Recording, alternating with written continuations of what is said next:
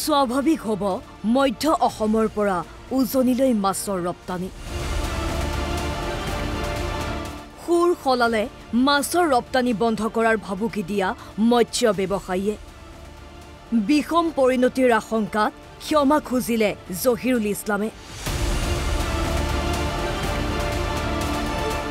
প্ৰথমে শুনক এই ব্যক্তিজনে যোৱা ২৬ আগষ্টত কি কৈছিল। নগাঁও জিলাৰ মাছ আমি উৎপাদন কৰোঁ। এই মাছবিলাক লাগিলে আমি গুৱাহাটী পিনে ৰপ্তানি কৰিম, কিন্তু উজনি অসমত অনিৰ্দিষ্ট কালৰ কাৰণে আমি ৰপ্তানি বন্ধ কৰি দিছোঁ। গতিকে সিহঁতে গম পাওক যে মাছৰ কিমান মূল্য। বৰ্তমান আমি মাছ ৰপ্তানি কৰাৰ কাৰণে সিহঁতে যিটো মাছ ১০০ টকাত আজি খাব পাৰিছে, আমি যেতিয়া মাছ ৰপ্তানি নকৰিম তেতিয়া এই মাছ সিহঁতে ৫০০ টকাত কেনেকৈ খায় আমি সেইবিলাক চাই থাকিম। যদি কোনোবাই মাছ ৰপ্তানি কৰে কেতিয়া আমাৰ সন্তাৰ ফালৰ পৰা সিহঁতৰ ওপৰত বিহিত ব্যৱস্থা ল'বলৈ আমি বাধ্য হ'ম। এই ব্যক্তিজনৰ নাম জহিৰুল ইছলাম। জুৰিয়াৰ এজন মৎস্য ব্যৱসায়ী জহিৰুলৰ মন্তব্য ভাইৰেল হৈ পৰাৰ পাছতেই মধ্য অসমৰ মৎস্য ব্যৱসায়ীসকলে বন্ধ কৰি দিছিল উজনিলৈ মাছৰ সৰবৰাহ।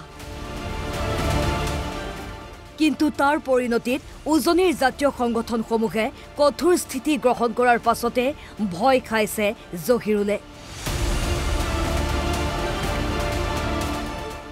সমগ্ৰ অসমবাসীৰ ওচৰত ক্ষমা খুজিলে জহিৰুলে।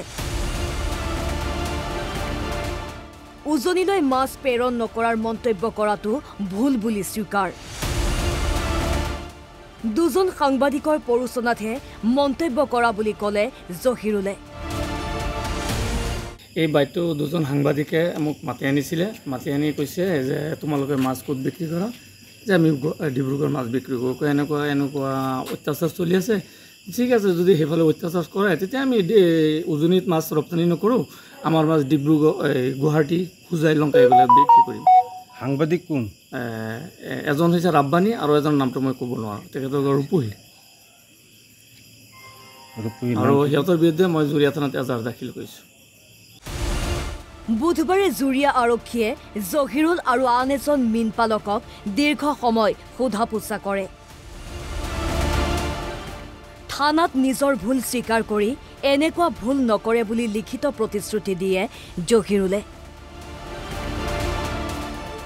লগতে উচতনি দি বাতৰি পৰিৱেশন কৰা ২ সাংবাদিকৰ বিৰুদ্ধে থানাত এজাহাৰ দাখিল কৰে। ইব্ৰাহিম খলিলুল্লাহে নিজৰ ভুলটো স্বীকাৰ কৰে যে এইটো তেখেতে যিটো ভুল স্বীকাৰ কৰিছে আৰু আগলৈ এনেকুৱা ভুল নকৰে আৰু এইটো ভৱিষ্যতত শান্তি সম্প্ৰীতি বজাই ৰাখিব বুলি তেখেতে প্ৰতিশ্ৰুতিবদ্ধ হয়। জহিৰুল ইছলামে এইটো এজন স্থানীয় সাংবাদিকে এইটো কি কয় এটা ক'ব দিয়াতহে তেখেতে কোৱা বুলি, তেনেকৈ এইটো কোৱাত তেখেতে এটা এজাহাৰ সাংবাদিকজনৰ ওপৰত দিয়ে।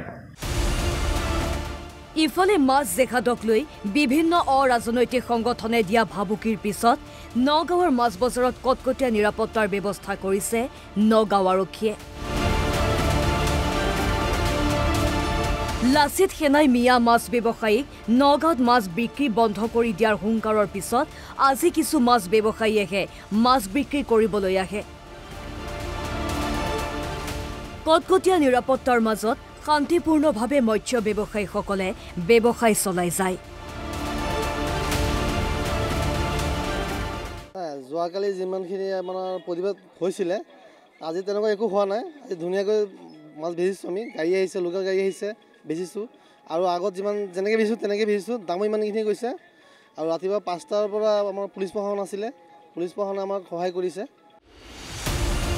বটদ্ৰৱাৰ পৰা মুস্তাফা ছালিম আহমেদৰ সহযোগত নগাঁৱৰ পৰা বাহাৰুল ইছলাম, NB নিউজ।